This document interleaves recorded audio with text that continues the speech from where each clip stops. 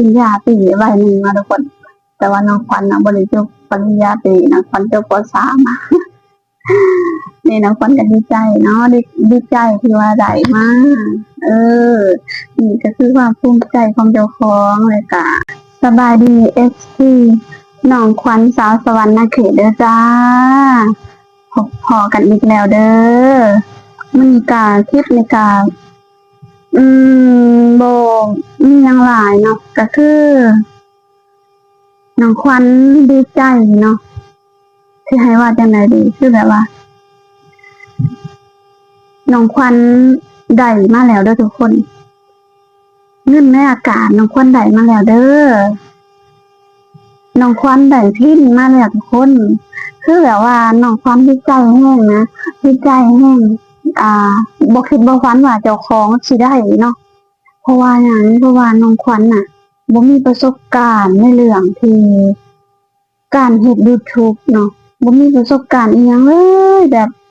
คือเฮ็ดปุ๊บๆป้าๆไปเนาะแต่ว่าน้องขวัญโชคดีเนาะที่ว่าแบบมีอ้ายเพิ่นแนะนำแล้วก็แบบคือบอกสอนเนาะแบบว่าคล้ายๆคือแบบว่าง่ายๆก็คือซัพพอร์ตเนาะซัพพอร์ตว่าน้องต้องถ่ายแบบนี้นะแบบนี้นะเนาะประมาณนี้เนาะคือแบบก็ขอบขอบใจอ้ายทั้ง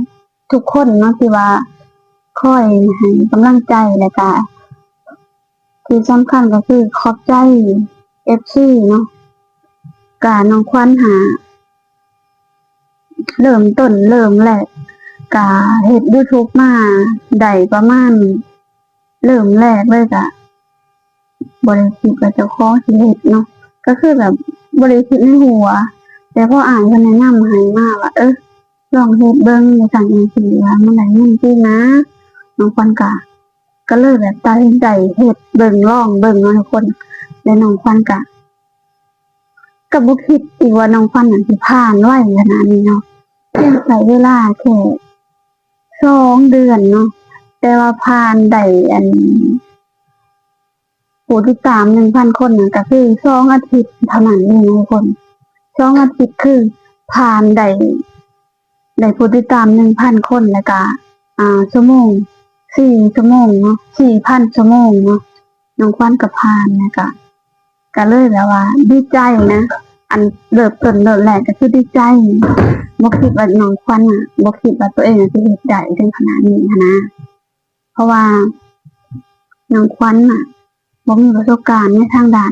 ถ่ายทำแล้วก็เฮ็ดคลิปเฮ็ด YouTube จังซี่นะบ่มีประสบการณ์แบบนี้ก็คือเป็นครั้งแรกที่น้องขวัญได้ลงมือเฮ็ดเนาะแล้วมันก็สำเร็จนะมันสำเร็จนะทุกคนคือแบบน้องขวัญก็ดีใจเนาะแต่พอมามื้อนี้ภายใน2 เดือนเนาะอ้ายเพิ่นก็ให้ข่าวดีน้องขวัญมาว่าได้พินแล้วเด้อน้องน้องขวัญดีใจน้องขวัญตื่นเต้นแม่แบบว่าอุ๊ยบ่เคยดูฝันว่าสิได้แม่คือแบบคือไวแท้อ้ายแบบตกใจแม่ทุกคนคือแบบว่าน้องขวัญก็บ่ได้คิดว่าสิได้ไวปานนี้เนาะน้องขวัญก็เลยแบบว่าโอ้โหเด็กน้อยอายุเพียงส่ำนี้เนาะก็ถือว่าบ่น้อยเนาะแต่ว่าคือสำหรับตัวน้องขวัญแล้วก็คือน้องขวัญจบป.3เนาะน้องขวัญบ่มีความรู้หยังเด้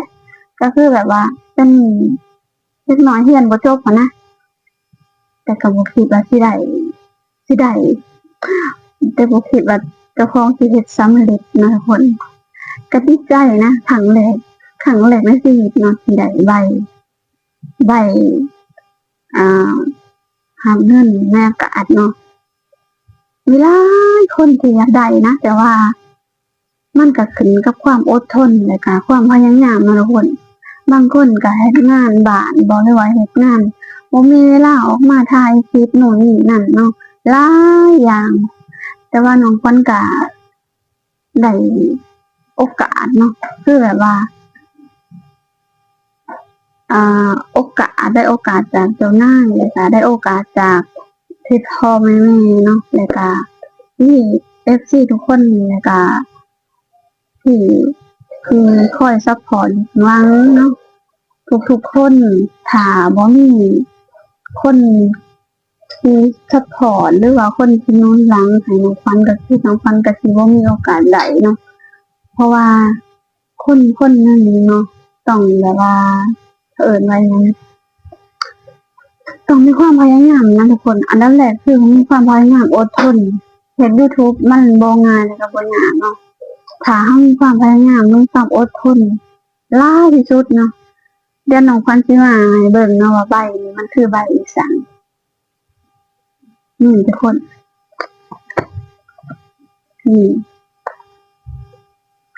นี่ทุกคนใบนี้แหละสำคัญที่สุดเลยนี่เงินในอากาศนะคะทุกคนเงินในอากาศพอได้ใบนี้มากคือแบบว่ากระซำใบปริญญาตรีใบหนึ่งมาทุกคนแต่ว่าน้องขวัญบ่ได้จบปริญญาตรีน้องขวัญจบป.3 นี่น้องขวัญก็ดีใจเนาะดีใจที่ว่าได้มานี่ก็คือความภูมิใจของเจ้าของเลยกะความพยายามกับขอบใจตัวเองเนาะที่ว่าสู้ทนมาฮอดจุดนี้ได้เนาะน้องขวัญก็ภูมิใจกับตัวเองนะภูมิใจหลายแต่ก็บ่คิดว่าฝันว่าเจ้าของสิได้ภายใน2 เดือนเนาะ2 อาทิตย์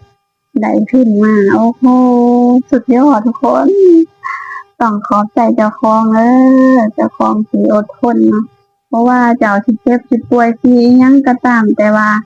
ใจสู้เนาะใจสู้ก็คือได้นะทุกคนใครก็ตามเนาะถ้าฝากไว้ว่าถ้าใครอยากเฮ็ดเนาะก็ฝ่าวลงมือเฮ็ดฝ่าวลงมือทำเนาะทุกคนมันต้องมีหนึ่งเป็นของเฮาถ้าเฮามีความอดทนสูงพอเนาะกะน้องขวัญกะเพราะว่ามีความอดทนสูงพอนะที่ว่าสามารถได้ใบตัวนี้มาเนาะเพราะว่าบ่มีไผได้มาง่ายๆนะแต่ว่าถ้าเฮาอดทนหรือว่าสู้เนาะทุกอย่างมันต้องมีปัญหามันบ่มีว่าสิได้มาง่ายนะทุกคนนะต้องเข้าใจกะค่ะน้องขวัญกะขอขอบใจหลายเด้ออ้ายพี่แหลมเด้อแล้วก็อ้ายตู้เนาะแล้วก็อ้ายโบหรือว่าอ้ายทุกคนที่ว่าคอยแนะนำคอยซัพพอร์ตเนาะ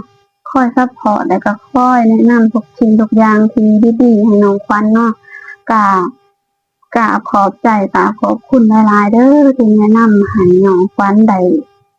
เฮ็ดช่อง YouTube ขึ้นมาเนาะมันก็คือโอกาสของน้องขวัญที่จะคว้าไว้เนาะโอกาสมันก็บ่ได้มีง่ายนะทุกคนคือน้องขวัญก็ได้รับโอกาสนั้นน้องขวัญก็รับมันไว้แล้วมันก็สำเร็จมาฮอดมื้อนี้ทุกคนก็กราบขอบใจ FC ทุกคนเด้อที่คอยเข้ามาติดตามหรือว่าคอยเข้ามาให้กำลังใจเนาะเบิ่งโฆษณาแล้วก็เข้ามาติดตามน้องขวัญเนาะก็ขอบใจ FC หลายๆเด้อจ้าแล้วก็ที่ฐานนี้ก็ขอบใจเจ้านายเนาะที่ให้โอกาสน้องขวัญได้ออกไปถ่ายคลิปหรือว่าออกไปเผยแพร่คลิปวิดีโอ